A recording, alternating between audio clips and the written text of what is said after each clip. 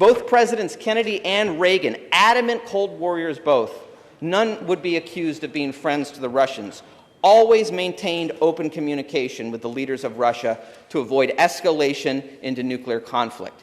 Instead, our present-day leaders refuse diplomacy and push the war forward to the last Ukrainian standing, not for the benefit of the people of Ukraine, but to bleed the Russians dry, as in Afghanistan throughout the 1980s.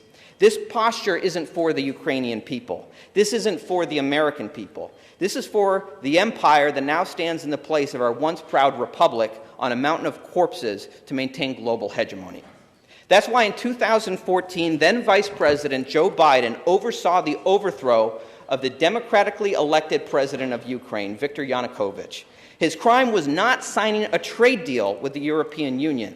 In actuality, he wanted to sign 2 trade deals with both Russia and the West. But when the EU agreement suddenly prohibited any economic agreement with Russia, Yanukovych says he felt like a bride who showed up for a wedding only to discover a never-before-discussed prenuptial agreement, and he just wasn't in the mood anymore. For that, he was regime changed. And if you doubt Washington, D.C. had anything to do with it, I have a bridge to sell you in Libya. Thanks to leaked phone calls, we know for a fact that the current Undersecretary of State, Victoria Nuland, personally handpicked the leaders of the new government to replace Yanukovych. You can hear the phone call in her own voice as she speaks with the U.S. ambassador to Ukraine about who is in and who is out in the new Ukrainian regime to make the whole thing stick. Is this what democracy looks like? I don't think so.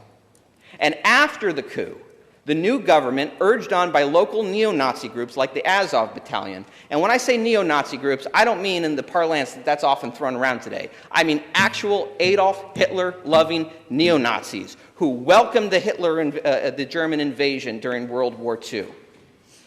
They urged the government and succeeded in banning the speaking of Russian and launching an ethnic cleansing campaign in the eastern regions of Ukraine. Russia responded, yes, by annexing the Crimean Peninsula to maintain control of the Sevastopol naval base, Russia's only warm water port with access to the Black Sea, which is a sort of Russian Alamo after many died defending it against German invasion in World War II. Whatever we think of that, it is of such strategic and nationalistic importance to the Russians, we better be prepared for nuclear war if we want them to give that up, because they're not going to give that up.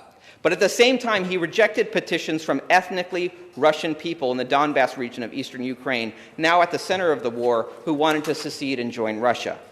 But over the next 8 years, a civil war raged in these separatist regions. Our own government funneled weapons into the conflict. In 2016, I represented Maine on the National Platform Committee of my political party, along with our colleague, Senator Guerin of Penobscot County. At the time, I was shocked to read calls for sending these weapons into this civil war halfway across the world.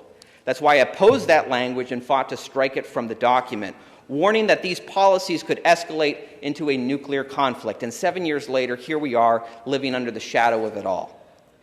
These are only some of the most significant provocations: NATO expansion, deposing a democratically elected government, funneling weapons into a civil war on Russia's border. I haven't even mentioned the torn-up nuclear treaties and the years of domestic anti-Russian propaganda pushed onto the American people through an unholy alliance between U.S. intelligence agencies and the corporate press.